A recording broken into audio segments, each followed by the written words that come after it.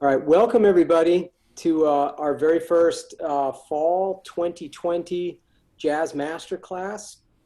Um, and we are hosting this at the Eastman Community Music School and the Eastman School of Music. We have a awesome collection of students from ECMS and from uh, the Eastman School of Music. And we also have people all throughout the world viewing this on Facebook Live. Our guest today is truly an amazing trumpet player and teacher, and he's a good buddy of mine. I like him so much, I cut my hair like him. That's how much I dig Richie Vitale. And I've known Richie for, my gosh, it's probably almost 25, 30 years. And I've had the chance to play with him, and his brother Danny is one of my closest musical associates. And Richie comes from a very musical family in Rochester, New York. However, he lives in the Big Apple in New York City now, and he's been there since the 1980s. And he's toured the world with some of the biggest names in jazz and in pop music. And Richie has planned a really great class for us today, and he's going to focus on the blues. So with no further ado, the great Richie Vitale. Hello, everybody. Thank you for that wonderful introduction, Bob. I'm going to begin this with screen share, telling people who I am. So if you could just hold on, I'm going to start the share. And coming up with any luck.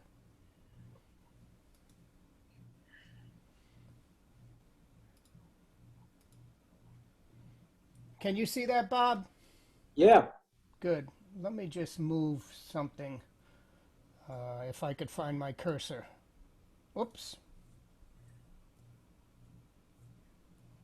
Seems like when I share this way, the cursor disappears. Anyways, this is class is called The Blues from Simple to Sublime by Richie Vitale. And what I'd like to cover is, who am I and why should you listen to me? What is melody? Get the sound, rhythm, and beauty first. Blues in its simplest form. Blues recordings to listen for this class, and just in general. The different types of blues. Blues scale, dominant chord, half diminished turnarounds, plugins, programs I use, and correcting and making chords your own.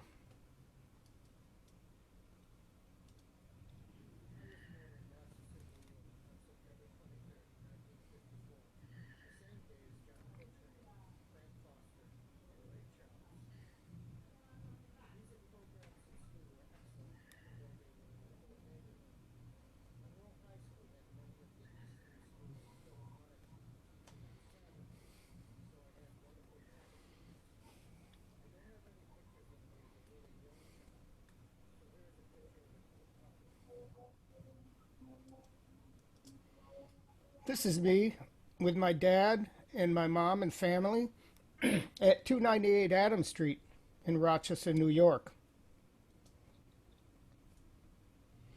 This is me at the Barley School of Music with drummer Louis Belson is the guest. He was brought in by drummer Vinny Ruggiero. That's my brother, the tenor player, on the bottom right of the picture. Right there. My brother Danny, a bassist, still resides in Rochester, and I occasionally come home to play with him. Vinny also brought in Philly Joe Jones, the drummer who played with Miles Davis, and I got to perform with him when I was only 16 years old.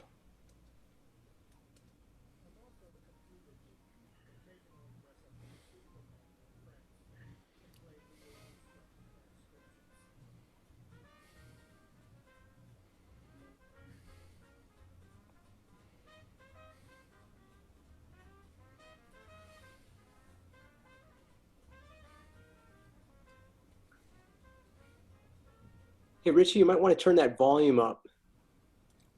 Okay, I'm not sure how to do that, to turn my volume up. Oh, for my speaking or for the video? Just the video. Yeah. Okay, I turned it down because it was blasting here, Okay. so I Move on. can't do that right now. Also, I like to bike, fish, salsa dance, and practice Tai Chi. But the main reason I'm here is because I play trumpet, compose, and I'm a published author with a whole bunch of free YouTube instructional videos on how to improvise and play jazz. Here are some of the people I got to meet and play with.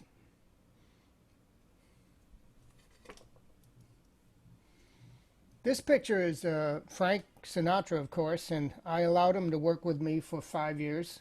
And I took this picture backstage, which was really cool. This here is Cedar Walton, James Moody talking about how big the fish is, Billy Higgins. Oh, I didn't recognize, this is a tenor player, Ralph, I forget his name, and one of my friends from Japan. This is Buddy Rich rehearsal. This was at the old Carroll Studios in New York City on 43rd and 9th. And Steve Peck, the manager, and I'm the trumpet player taking the picture. And this is myself with James Moody, John Faddis, and Benny Green in Japan. And when I was working with Sinatra, I had my picture taken with Tony Bennett. I worked for 8 months with Buddy, which was the longest 3 years of my life, but super enjoyable working with a genius like that. I've been really fortunate in that way. So that leaves what we're going to cover, these points here.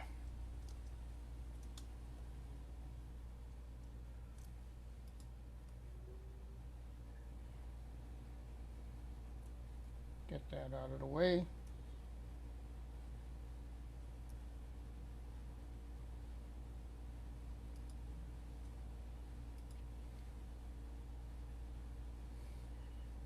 I'm going to do another quick screen share. Hopefully the volume is working. This time I'm going to share the desktop, Bob, so you can see what's going on here. See, now I have control of my cursor so I can move some of the windows around, which is nice. Now I'd like to cover the blues in its simplest form. This was a blues called High Heel Sneakers that Blue Mitchell recorded. And this is going to be myself playing. And what I'm using here is the blues scale, which is right here. For the first chorus of soloing, this is the notes I'm using, period. So the first chorus is going to be the melody. The second chorus uses only the D blues scale. And on the right, you can see that scale. The third chorus uses the blues scale plus the ninth or the second, that being the note E, and the sixth, which is an A. I am also adding phrases on the ninth and 10th bar, the 4 and the 5 chord, as a kind of a signpost. And the fourth chorus is improvising freely.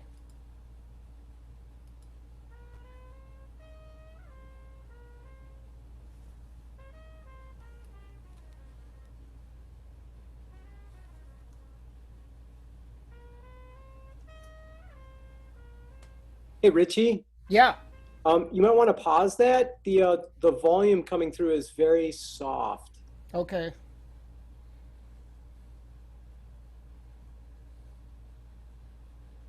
Let me do something in system preferences and see if I could correct that. Okay. Okay.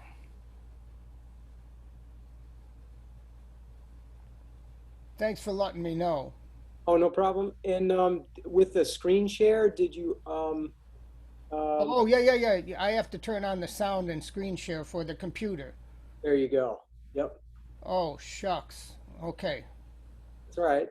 Shucks is a good word. It's sanctioned online videos. That works. Okay. Let me do this again. Stop share. Yeah. And start share. Thank you, Bob. Oh, no problem. Share computer sound, optimize screen share for video clip. Oh! Oompa. Let's go back to the beginning. Now you heard all the things I could say, I suspect.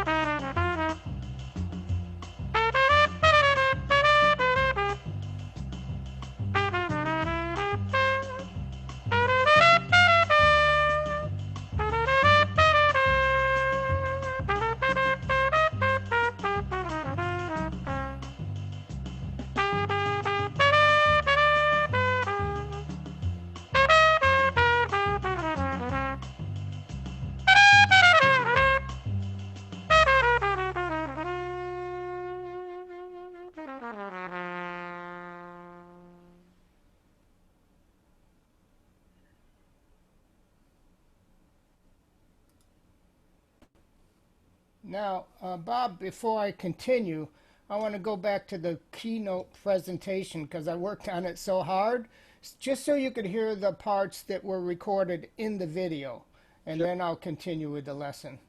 That's all right. So, and this is a nice thing for everybody to hear. Baba Thade, hi. I know somebody. How are you? Wonderful pianist. Wow. So good. The guys who missed this get to see it, actually see it the first time, and the people who saw it without the sound get to see it the second time, which is nice. Thanks for the reminder about turning on the computer sound. No problem. Duh. Okay, keynote's opening. It'll just take a second. I'll take this out of the class time, by the way. And just a reminder to people in the class, if you want to enter some questions in the chat feature, that's a good place to do it. And then I'll call on you. Okay, here we go. Share first. Yep. This time I'm just going to share the whole screen. It seems to work better for me. Okay. Is it sharing, Bob? Yep. Okay, thank you. So we saw this. This was the title. And this is what I'd like to cover.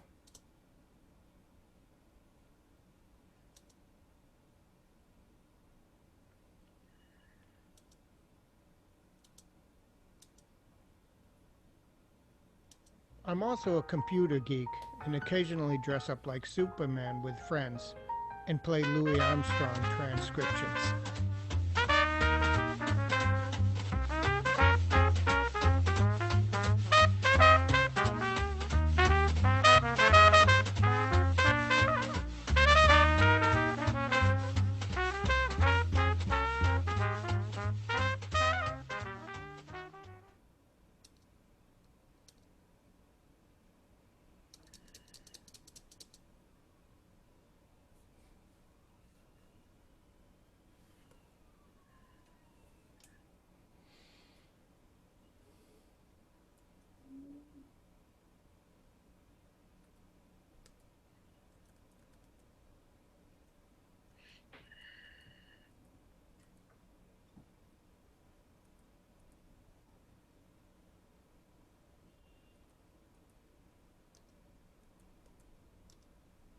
I was born in Rochester, New York on September 23, 1954, the same day as John Coltrane, Frank Foster, and Ray Charles.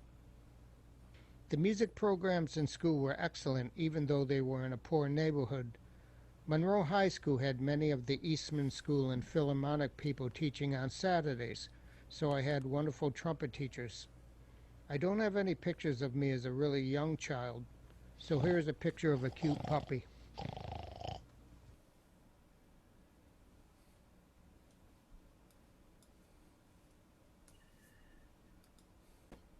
Thank you all for putting up with that.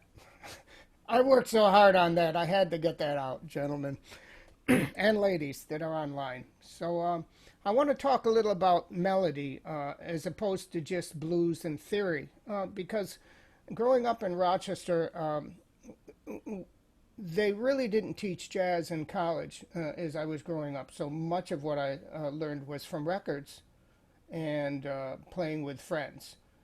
So theory wasn't as available to me as it was later. So I want to talk a little about just having a sense of melody. How do you describe melody to people? It's a very difficult thing to explain and define. So I like to play something on my trumpet.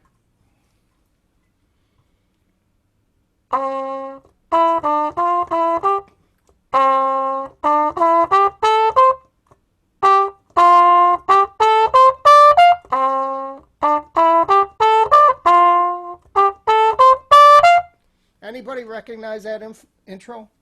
What would that be? Bob or Bob? My girl. Yeah. Now, I got sunshine on a cloudy day. Now, what if I sang that like this? I got sunshine on a cloudy day, like monotone. And suppose the melody went like this.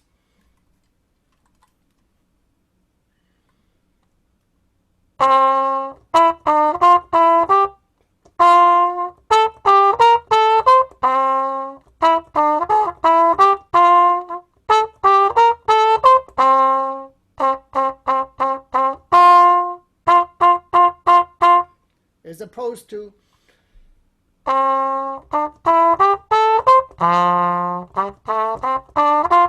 so that's the best way I could describe melody. When I am teaching the blues in grade school, especially, I give the classmates the blues scale.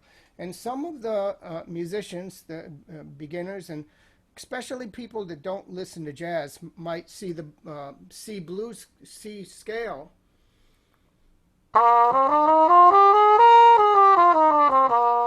And instead of playing, I'll hear this.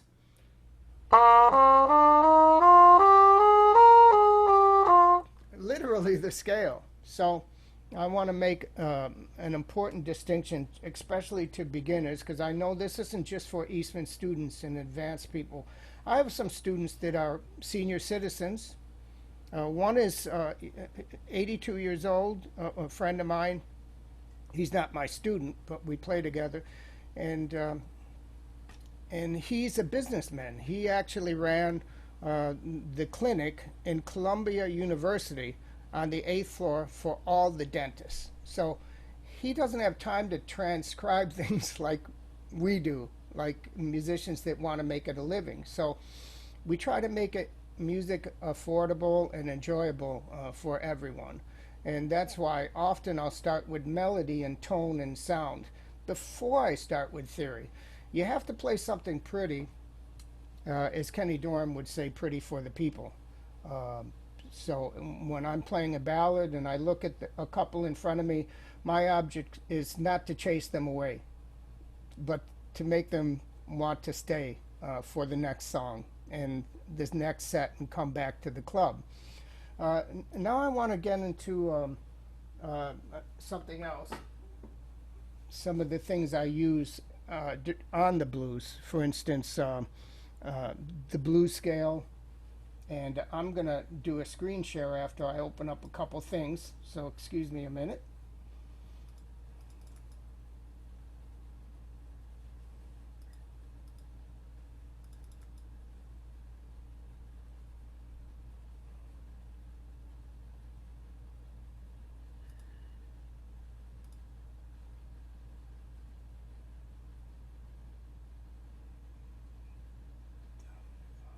Okay, I'm going to share screen in a second.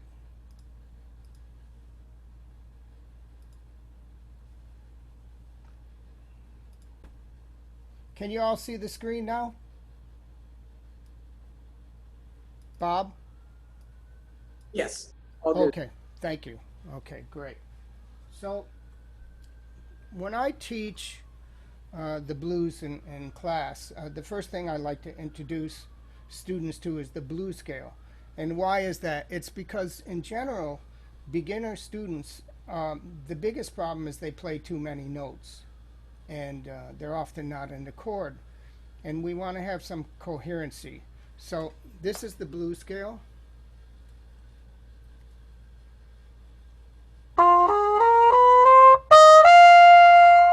And of course that's in G, but there was a very famous song called Blues for Brenda by Freddie Hubbard. And to me it was more intuitive to play the blues scale this way.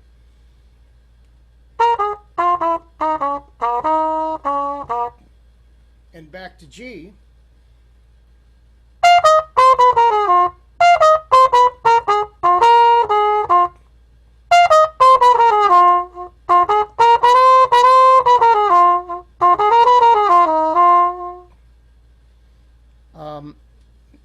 These are really important things for any beginner student to have a hold of. Now I'm going to play a little of Blue Mitchell playing High Heel Sneakers for you.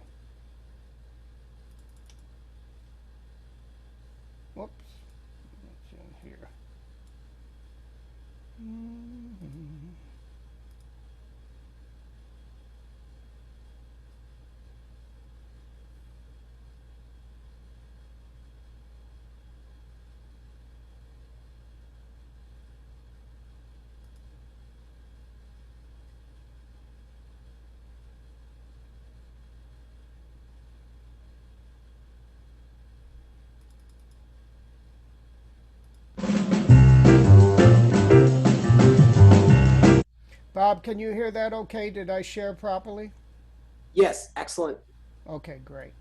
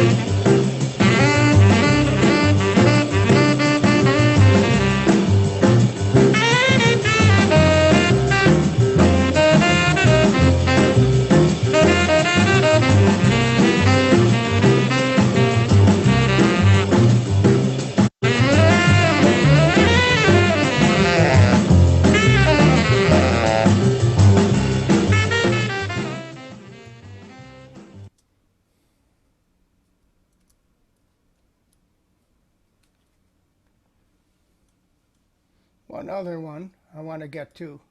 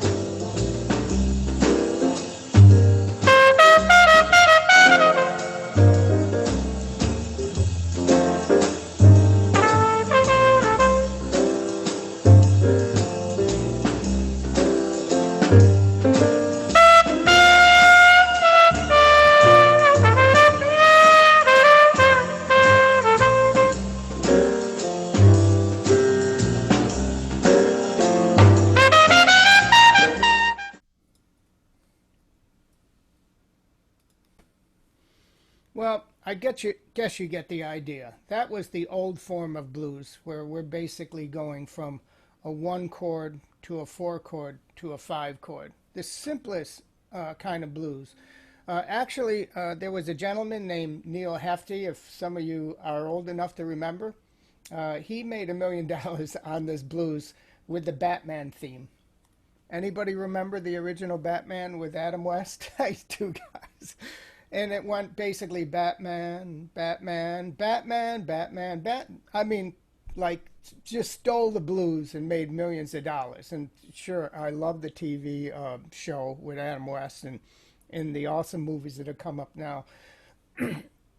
I want to show you one of the techniques I use for blowing over the blues, especially the 4 and the 5 chord, if you give me a second.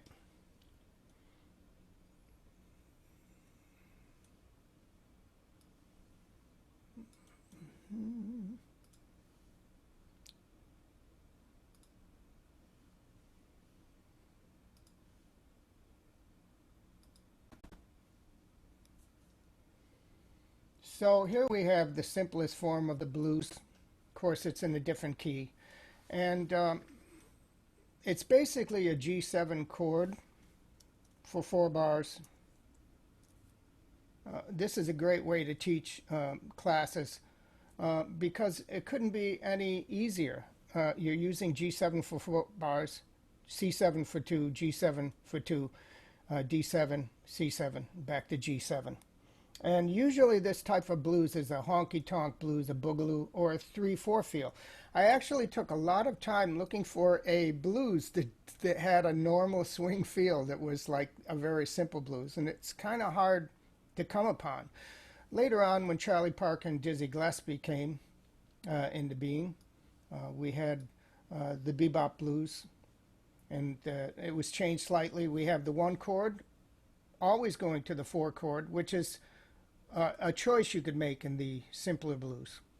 And this is a bit of a misnomer, by the way. It's not really the bebop blues, but it came around that time.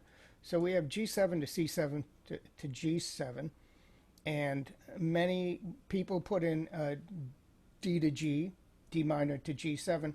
Bob, do you just play a G7 here? A lot of people who comp, either Bob, play a G7. And as a soloist, I often put the 2/5 in before the C7.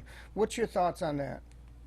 I like the I definitely like the 2/5, and then sometimes I'll get more adventurous with playing around with adding extensions or alterations to the G7 when it becomes the 5 of 4.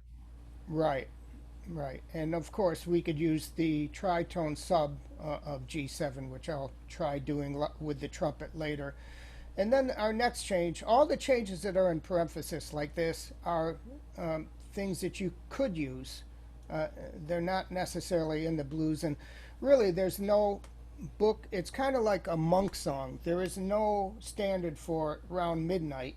Miles Davis played it different than Monk, played it different from Sonny Rollins, because it was never quite written out. So the blues is kind of flexible. So we have C7, which could be for 2 bars, or often players go to the C diminished to a G7, and then B half diminished to E7 to A minor D7.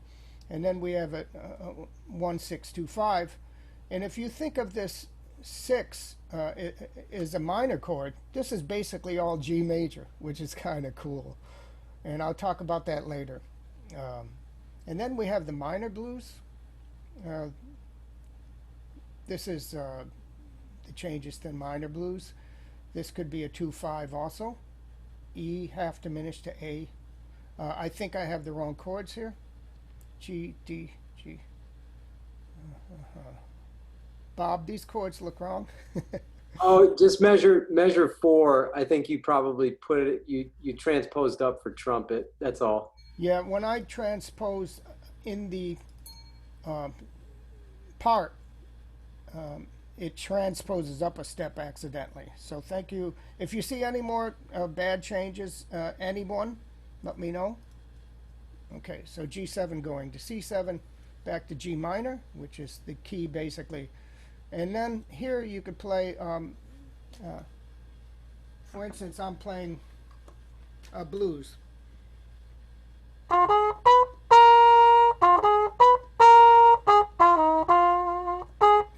One, two.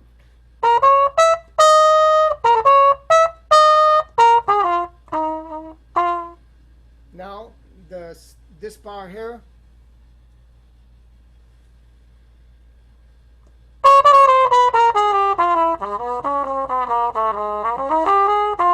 that's 1, 2, 3, 4.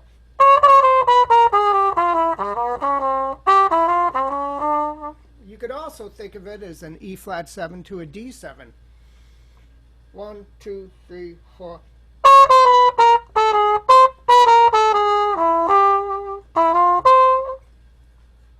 Something no one told me, but I discovered on my own through records. And this should be half diminished, I believe. Okay, good. That looks better. And then we have the altered blues, which is kind of cool. 1, 2, 1, 2.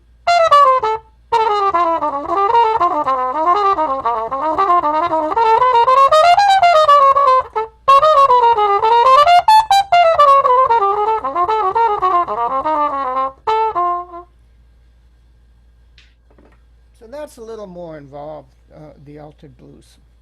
And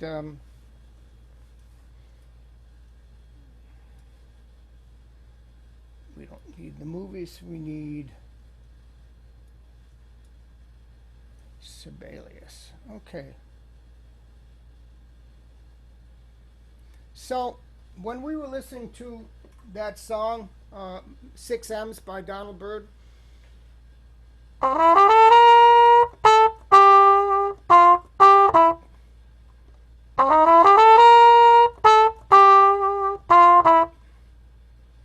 now he could have went to the 4 chord there.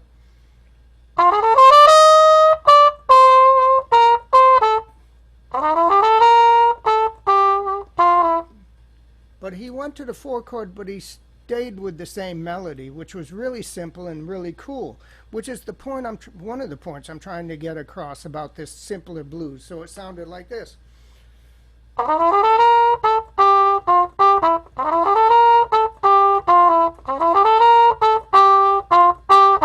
He changed one note from an F sharp to an F.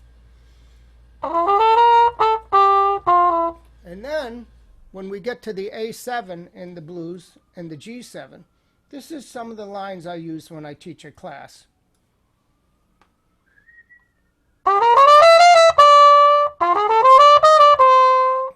And a little simpler.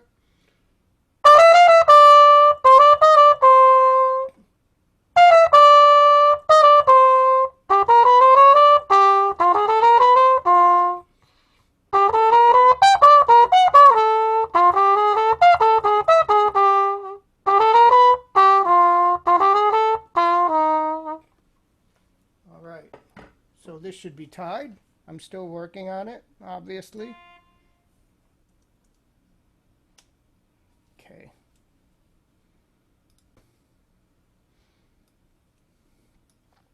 Hey, Richie. Yeah.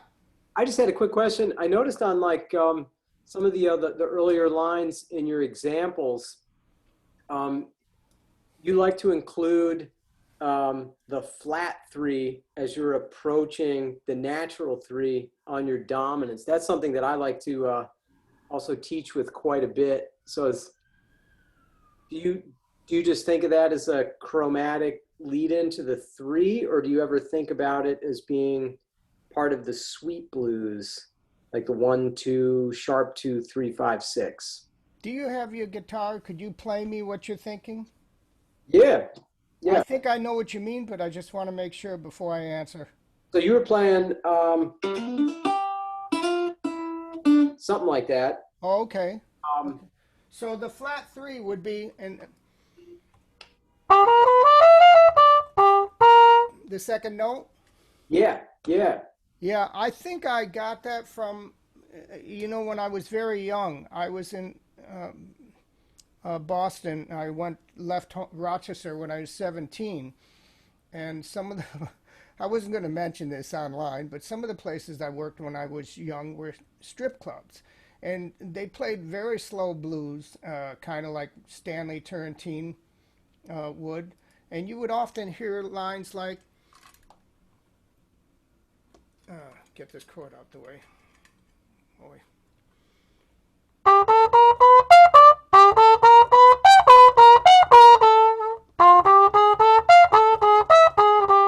And you hear that from old blues guitar players. And that's not a line that you're going to hear much on a bebop blues.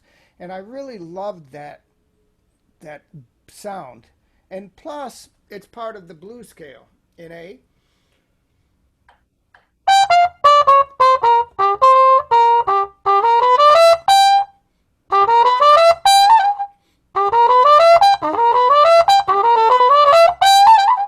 So that second note leading up to the third is very important. It's the second note of a blues scale.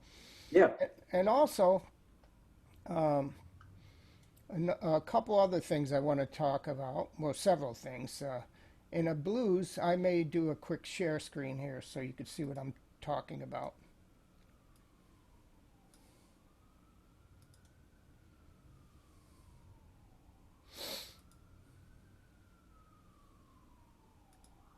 Okay, can you all see the screen? Yep. Okay, great. I'm going to ask that each time. Otherwise, I'm talking and you're looking at me and you're not getting what I'm trying to talk about. When I get to this diminished here in the blues,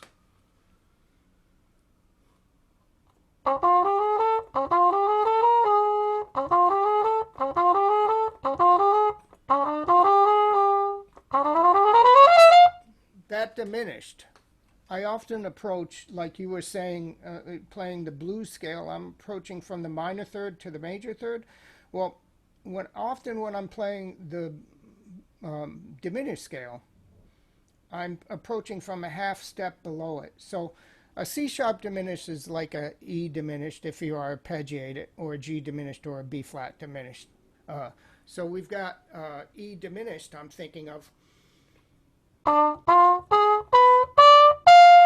And I'll often approach it from an E flat.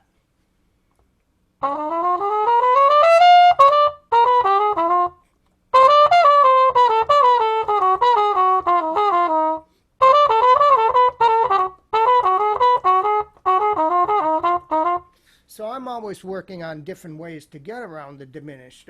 Coltrane would often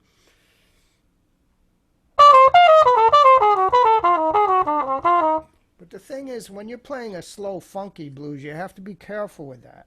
You don't want to play too hip. You want to kind of lean into it. The half diminished, here, we're going to talk about a little too. This is really interesting. And I have to move things around so I could get into the right folder.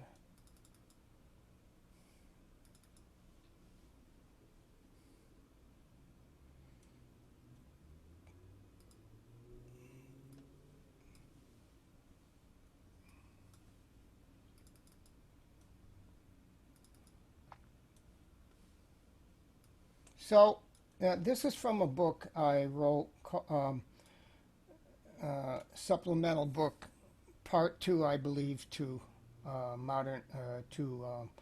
Lyrical Approach to Jazz Improvising. So what I'm going to do is I'm going to look for the B half diminished to E7, which is the hardest thing to teach. So I like to go by ear often rather than teach the theory first. And like I say, I have students that just don't get the theory. They're older gentlemen or they're not professional trumpet players. So I like them to hear it. And then if they want to know the theory, I'll explain it to them. So I'm looking for B to E here. And this is B flat to E. So here it is at the bottom, right? So it sounds like this.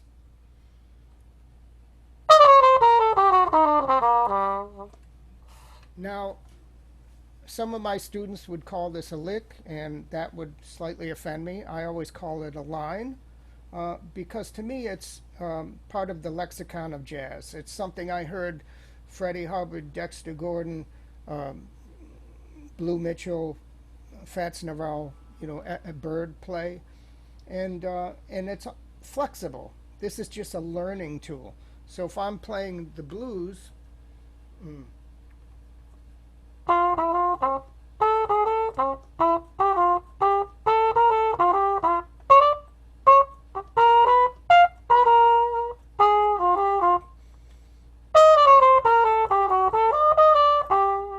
or it could be, or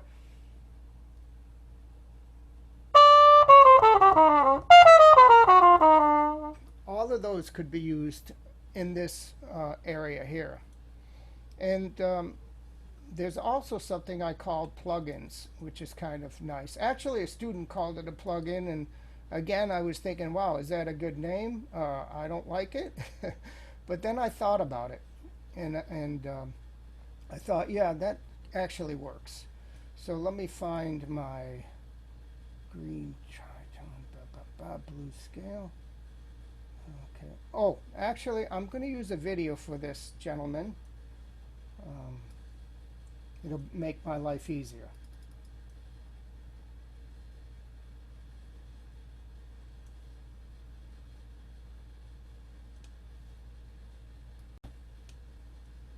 Excuse me a minute.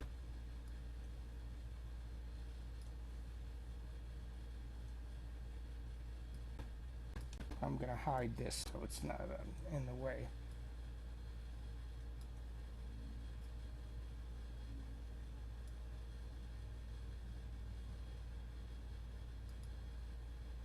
And this is something I just pulled up today because I started to write about it and it was taking me just a little more time than I wanted. And I figured, wow, I have this video up on YouTube rather, and how useful is that? So we'll just watch a small section of this. And I'll show you there we go.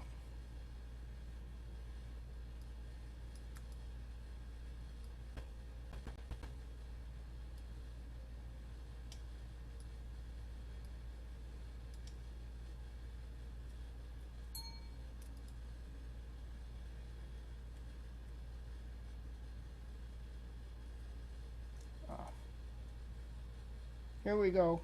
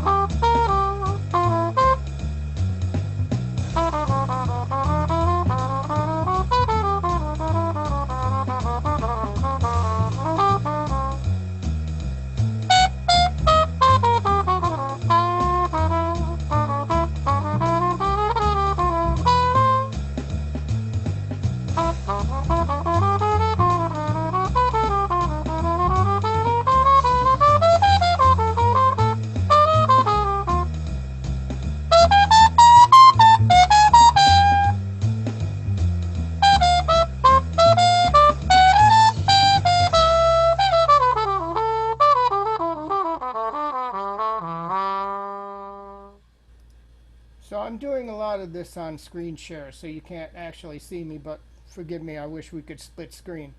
But some of the lines I'm using, amazingly enough, these are lines that I call walk-ups and walk-downs that Barry Harris had taught me in B-flat concert, But this blues is in D, and for instance, I'll play the line here.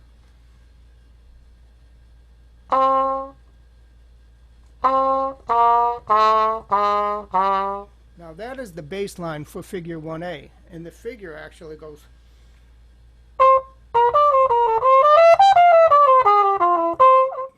And that belongs in the first 4 bars of a blues, amazingly enough. It fits right in.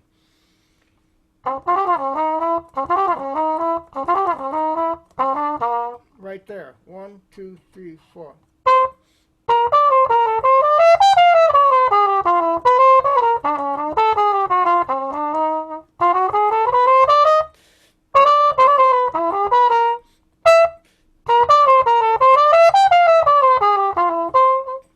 And I used it at the end of the blues, which is really cool.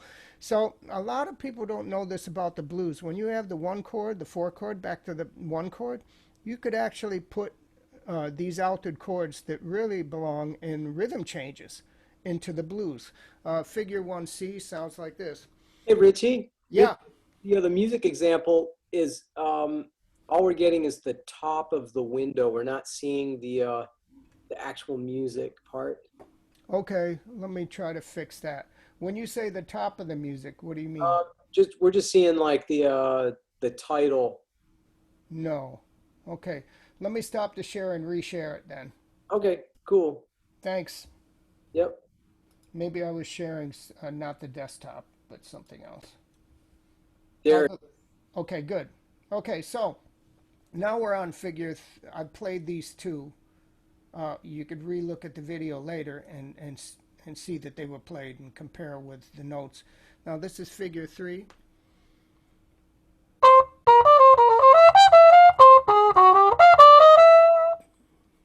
I'll continue.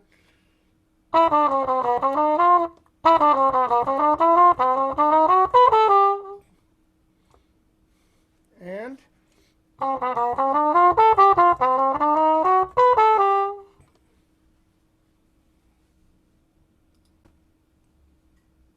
so let's say I'm playing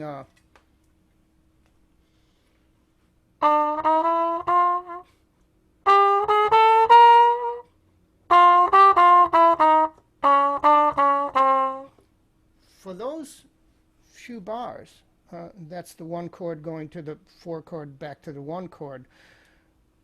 I'm using something that I normally use in rhythm changes, like a walk up.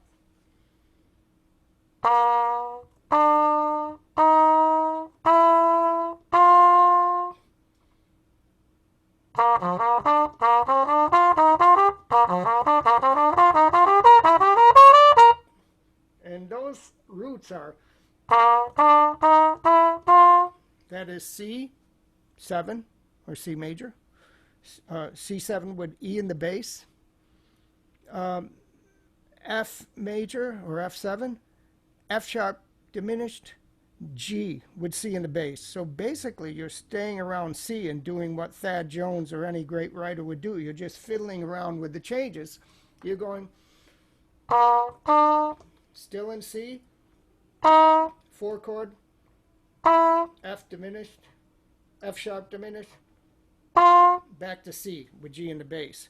Then Barry showed me the down walk down. I call one a walk up and one a walk down.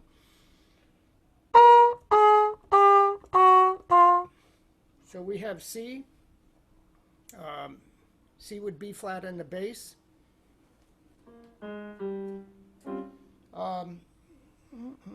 F7 with A in the bass. Sorry, a minute.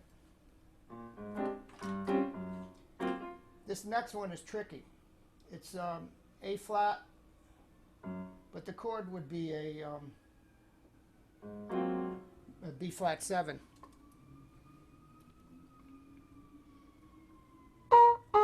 F7, C, C with D flat in the bass, F7 with A in the bass, B flat 7, back to C. And a line over this would sound like this.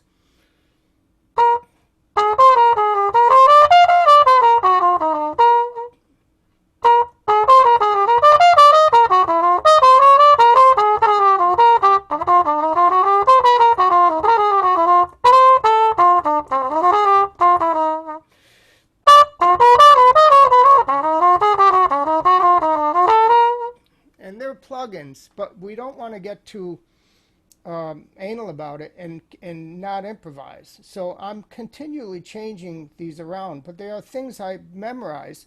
A bird, for instance, would play, and you could elongate that.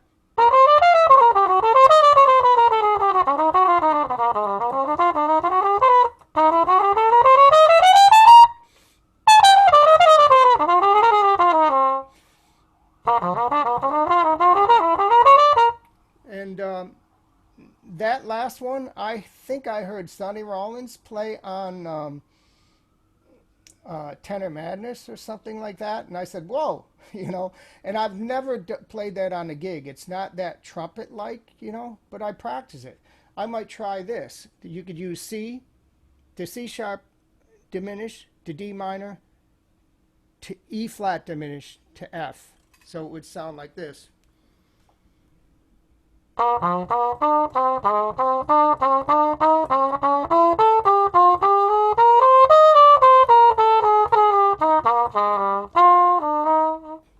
So these are all substitutions, and that's what I mean by the simple to the sublime. When I say the blues could be simple, if you listen to what Donald Byrd is playing over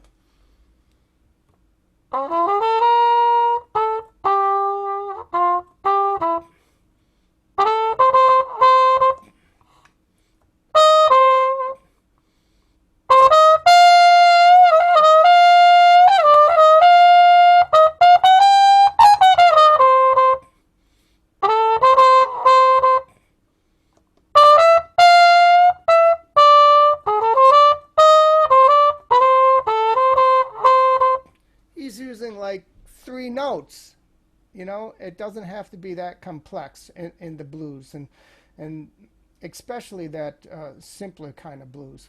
Now I want to get a little to Blue Monk, so I'm going to once again do a screen share, so you'll have to forgive me a minute. And I'm going to share the desktop so I can find what I need to share here.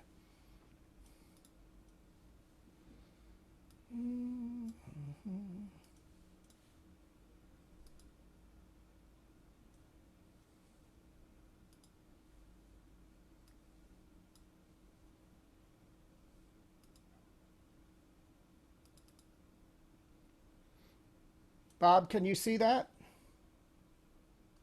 Yep. Okay, great.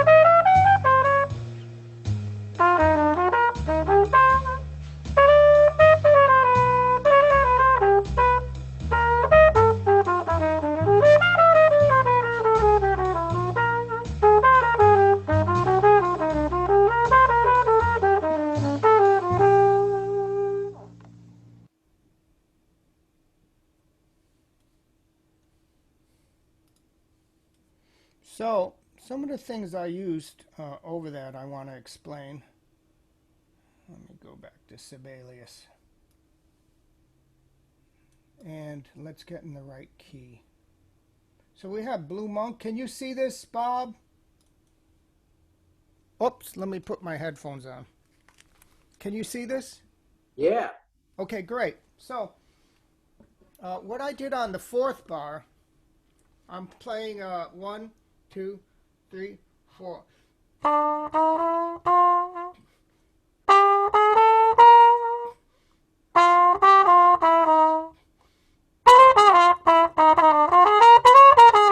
So I'm actually using that G minor 7 at that point, which sounded really cool.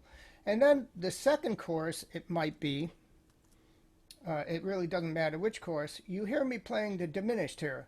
So I'll start from here. 1, 2, 1, 2, 3, 4.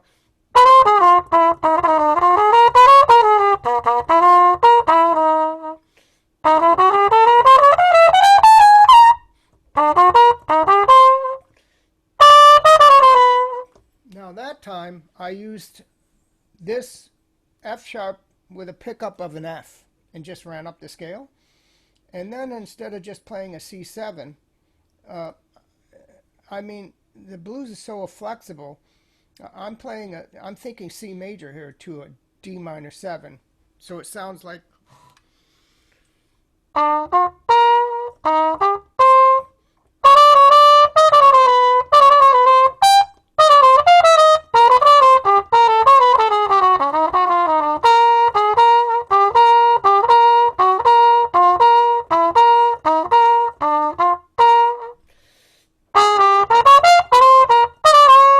So often on the C7 to F7, the first two chords, especially on a slow blues, you'll hear me sound out the chord.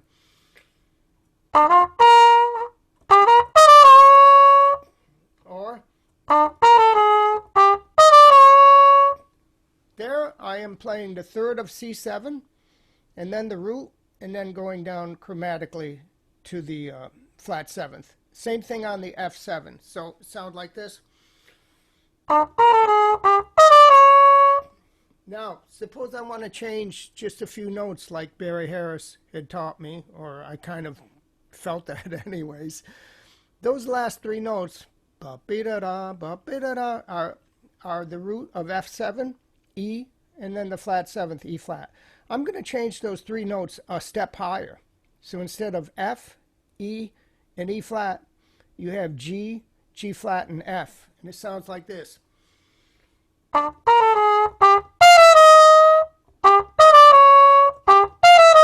Hear the difference? So what I'm doing is I'm making something my own, which is another thing we should do as musicians. We should try to take things that are played by others and evolve them to fit our style. And also, when I'm woodshedding, I'm trying to invent new ways to go through the blues, especially if I have a gig coming up. I want to show you now some of my meager piano playing.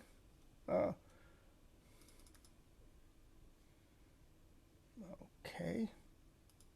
So the chords to Blue Monk are a little different than you'll find in any fake book and even in the good transcription books of Monk. And this is something I discovered on my own from my meager piano playing, not from any book or recording. It just is the way things sound. And I often do this with songs. I'll get different charts from different places, different books, and I'll listen to recordings and I'll see what the original changes were and perhaps what the jazz guys used. And then what I'll do is I'll figure out what do I want in my arrangement. So this is how I come about what I believe the correct chords to Blue Monk should be if you're going to use a bass player, especially in a performance or even in a class situation. So this is what it would sound like. The first change is B flat 7. The next change is E flat 7, of course. Back to B flat 7. F7 for a minute. B flat 7. E flat 7. E diminished. B flat 7. F7. B flat 7. C minor. Pickups first to F7. C minor. F7. B flat 7. Pickups. C minor. F7. B flat 7. With the harmony.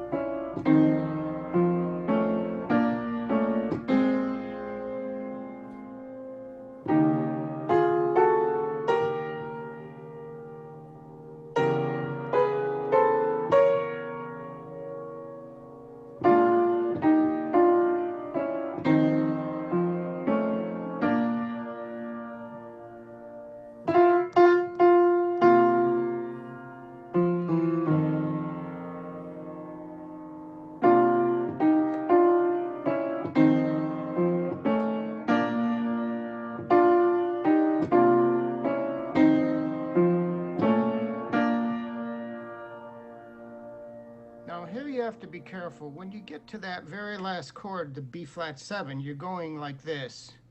You're playing a A, which belongs to an A major.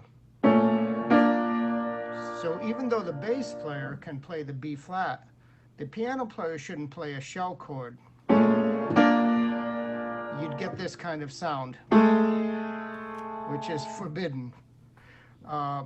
So this is a common thing in jazz where you have a dominant chord, but the composer has used a major seventh, slipping to a dominant chord. So it's more like...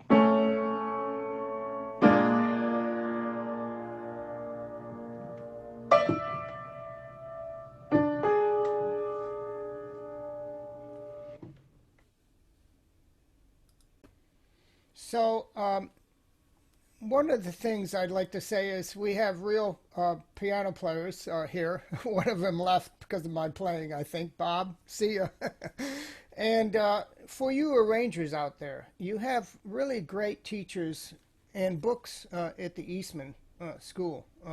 One of the books I use was written by Rayburn Wright. It's called Inside the Score for Big Band Writing, and has examples of Thad Jones, Sammy Nistico, and who's the third writer in that, Bob? Do you know? It's Thad Jones, Nistico, and Brookmeyer, I believe. Yeah. And also one of the gentlemen I get to play with when I come to Rochester is Bill Dobbins, and he's got a pretty famous arranging book called Jazz Arranging and Composing, a Linear Approach. And there used to be an old axiom that those who teach can't play, and that is not true. There's guys like Bob and Bob Athade, Bob Schneider, Jeb Patton, myself, real players that are teaching in college. So there's a great wealth of information out there. And how much piano playing you want to learn is really up to you. Art Farmer, who I knew quite well, didn't arrange that much. I mean, but he had Tom McIntosh, and he worked with Jimmy Heath. He had like the best arrangers in the world working with him. So why bother? And I said, Art, why don't you do more composing and writing? And he says, well, I don't really have to, and I don't have the urge. But what he would do is he would write intros and outros and interludes and hits there. And if you want to start writing, I think that's a really good way. I'm getting off the blues a little, but still this has to do with the blues because I've written some original blues. So I think composition is very important.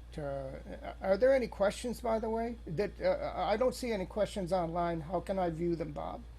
It they would be in the chat. I don't see any questions yet, but I Okay. think now would be a really good time for people to ask Richie some questions. Um, if nobody minds, I'm going to ask you a question, um, and it's sort of an observation more than a question because I've known you're playing for so long. Beyond all the theoretical information and the different concepts and the stellar brass playing, there's there's the rhythmic component and the human side of what you're doing, and that's the one thing that I've always loved about your playing, and I think that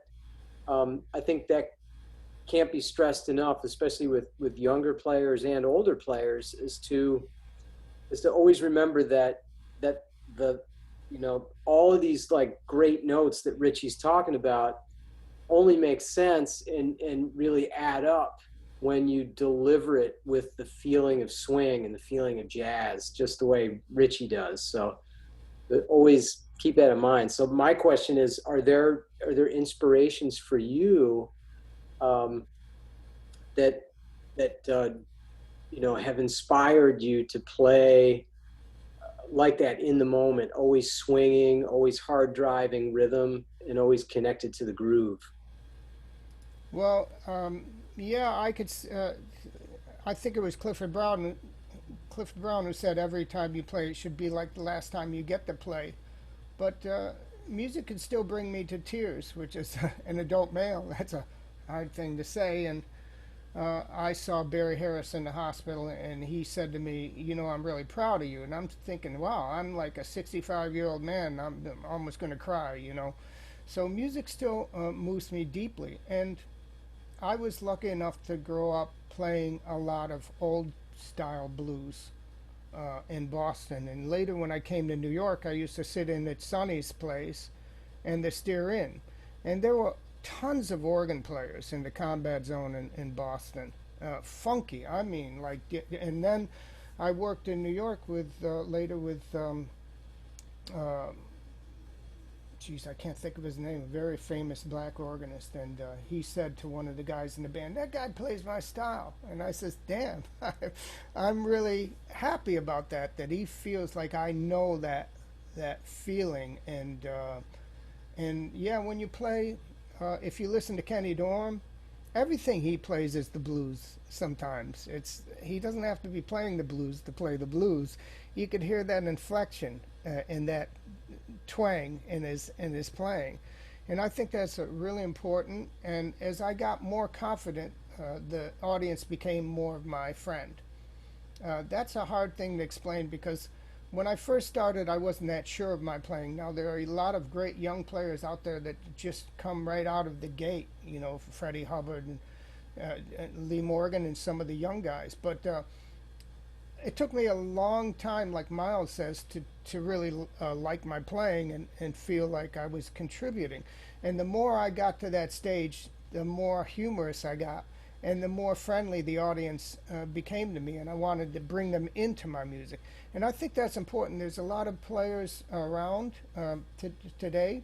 I have friends who said, man, I went back to such and such club, and it just wasn't the same music. And I know what they mean. I've gone and seen some really famous musicians, and then they would get to the blues, and I'd go, oh, thank God. Because the blues is like ice cream. I mean, if you're playing 5 originals that mean a lot to you, and they're complex, and I write like that too, occasionally. But you don't want to have the Jazz Olympics. That's not good. You want to relate to people. So that was the long answer to a short question. Are there any other questions, by the way? Yeah, if anybody has a question, feel free to unmute yourself and ask away. We probably have time for maybe a couple of questions before we wrap up. I wish I had more time. I actually didn't should play a couple of videos, but I don't want to go too far. But we'll do this. You could, I'll do it live sometime by myself, and you could watch on Facebook. But this whole listening thing is really important. There are actual classes that I've seen in SUNY, and I would walk in and I would see one of the teachers, Todd Coleman, for instance, playing jazz, and I go, damn, he's playing like Freddie Hubbard, and he's playing Charlie Parker, and people are listening, and that's important to sit down and get this, because the music, it's very much like any classical music. If you're listening to Bach or Brahms or Mozart, it takes a little intellect, and you have to sit down and listen to understand it. So, Joe, any questions? Joe Palmer? Yeah, I was, Matt, can you hear me all right? Um, Actually, Joe, if you could speak up a little bit. Okay, thanks. I was wondering what recommendations you might have for a young horn player trying to create a career in music. That's a good question. You know, when I came to New York, you have to do everything. You have to be able to play in a rock band. You have to be able to play in a Broadway show. You have to have good reading. I think if you're an arranger, like my friend Chris Byers and Jim McNeely, that'll actually lead more work towards you too. You should try to play a little lead. You don't. I mean, there's always going to be a better lead player than myself. That's not what I do, but I play credible lead, you know, and it's really fun. So you have to be flexible to work in New York City. And actually, it made me a better musician to reach out in all these different directions. I had to get more endurance. I had to learn many more songs. And also, when you come to a place like New York, try to get some place that's affordable. That always helps, because the hardest thing here is going to be paying the rent. So when you come here, sometimes if you're not on campus, you're going to be living with like two other guys or three other guys. I think when I moved here in Bayside, I might have been sleeping on the floor on a mattress, you know, and now I'm in a beautiful building. So it's you know, just try to have all the bases covered. And also, I sent out my resume to all the big bookers of the Broadway shows. There was Red Press and about 5 others. And that doesn't work, Joe. Don't do that. Most of the gigs you get in New York are going to be similar to what you're doing in school. You're going to get them through name recognition, because people know you and trust you and like you. So to show your face, to go to jazz clubs, to sit in, almost every jazz club I ended up working at, I sat in before I was hired there. And I sit in anyways because I love to do it. You know, it's just so fun. And I used to see Frank West in his 60s, maybe more, sitting in with his flute. And I go, damn, man, that really makes me feel good that, you know, people that age and that famous are coming. And when I moved here, there was a lot more action as far as the people I listened to on records. I hung out with Art Farmer. He gave me a lesson on the altered chord and Lydian augmented. I'll never forget. I used to sit in with Junior Cook every Monday and drive him to another club, and we would play 4 to 8 in the morning.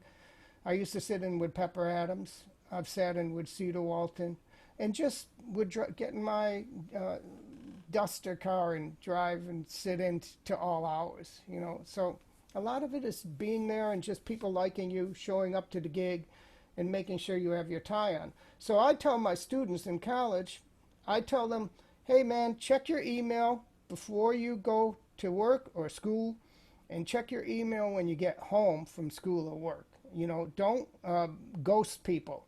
So that's another thing. Be able to respond politely and always check on what your teachers are giving you and what your assignments are. You know, you're very fortunate to be in if you're in the Eastman. I mean, really good school and good teachers. Anybody else? Rick, Camille, Dave? Is Dave Schneider? Is that? Thank you.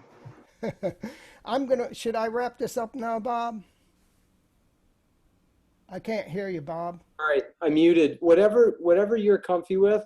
Um, I'd like to play another song if it's okay with you guys. A little of yeah, a before little of two songs that I want people to play, and then I'll wrap it up. Very little, not that long. But if this is too long, let me know. I'm going to share the screen real quickly, Bob. Yep, I'm just going to let people know that Richie has lots of books and Books. books. So go to his website, richievitale.com, and he's got books which are specific to brass, but they're really great for other instruments as well. And I would subscribe to his YouTube channel because there's lots of really great jazz lessons that he puts up there as well. So, can you see my screen, Bob? Yes. Okay, so now that you're talking about it, I almost forgot to do this, and forgive me, the arrow is red, but I'm not going to change it to yellow. So if you see, I put this page here, it says Eastman School, and if you click on that, here's what you'll see. All of these are downloadable. This is what I've been using.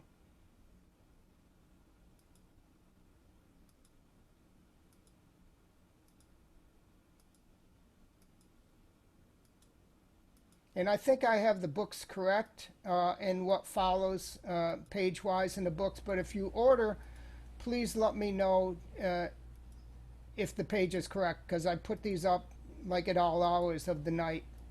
So I'm not absolutely 100% sure, and I don't want 50 people ordering books for like one screenshot and it's not in the book. So you're free to email me by going to my contact page and say, hey, Richie, that thing on half diminished, are you sure that's in blah blah book? And also, my books are available in EPUBs. If you use Kindle, you would use this, and if you use Apple Books, you would use the EPUB.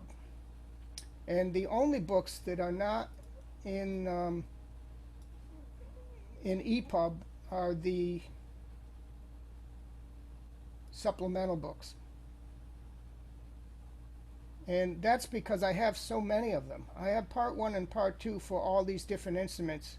And this is everything from my blue Lyrical Approach to Jazz book, which is a theory book, my first book, written out in all the different keys, going up the keys and down the keys, chromatically. And you could see I couldn't make these into EPUBs. It would have been just too expensive. Now I'm going to go and play a little music for us. Not too, like little snippets, because I think they're so beautiful and important. So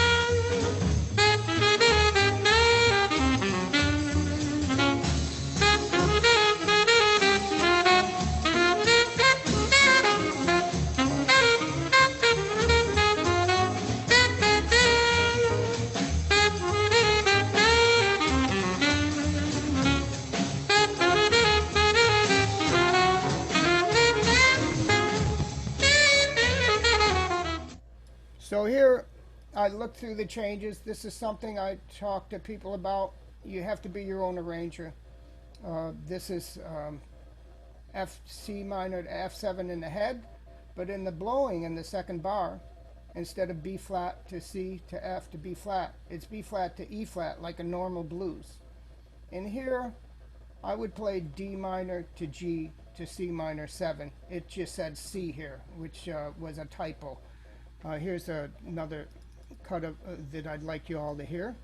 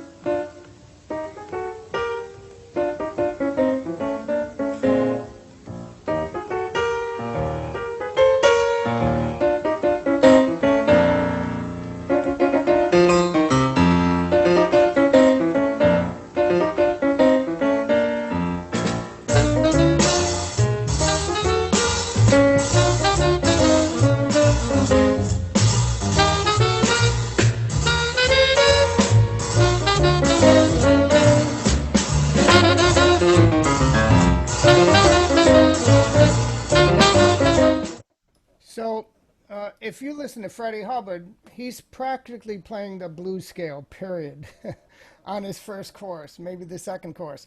And that Blue Monk, I had the video originally. It didn't show, unfortunately, but that was Charlie Rouse and Monk. And the Kenny Dorham was the minor blues, which I wanted to cover, but we really don't have much time. But I want to show you, before I leave, the different types of blues we covered, and these are the records, since this is being recorded, that you should look at. Something with Sonny Rollins, Sonny Stitt, and Dizzy Gillespie. That's the name of the song. The album is duets. Blue Monk, that was the one I was playing. Look it up online because you'll actually see Monk playing. It's just genius. And when I say these chords are what I think Monk should play. I didn't mean to say that, or what I should play. Monk was a genius. I'm just making my own chords because it's really amorphous. You could put whatever changes you want, but if I had an arrangement when I was playing piano, that's what I would put in front of my rhythm section, what I played on the piano. But if you watch Monk, they're basically sticking to the 1-4-5, 1-4-1 chord and 5. Donald Byrd's 6M's is the name of the album is Royal Flush. That's the song by Donald Byrd. What you just heard in 3/4 was Freddie Hubbard playing Blue Frenzy from the Breaking Point album. And one of my favorite records, Kenny Dorham, 1959, the song being Blue Friday. His composition, Chi-Chi Altered Blues. And let's see now. So, and wrap up, practicing an art, no matter how well or badly, is a way to make your soul grow, for heaven's sake. Sing in the shower, dance to the radio, tell stories, write a poem to a friend, even a lousy poem. Do it as well as you possibly can. You will get an enormous reward. You will have created something. So I have students that are advanced and some that are not. And to me, just to play music and to support it also is important. So keep music and art in your life. And thank you for your time. Stay safe. Mask up. And I think that about covers everything. Hey, Dave, Rick, Camille, I just see a wall. Bob, thank you for staying. You guys are awesome, and it was such a pleasure to be able to speak to my friends at the Eastman once again. Thank you so much. Thanks so much, Richie. That was great. Appreciate it. Thank you. All right, folks, goodbye. Bob, you could end this rather than me. Thank you. All right, take care.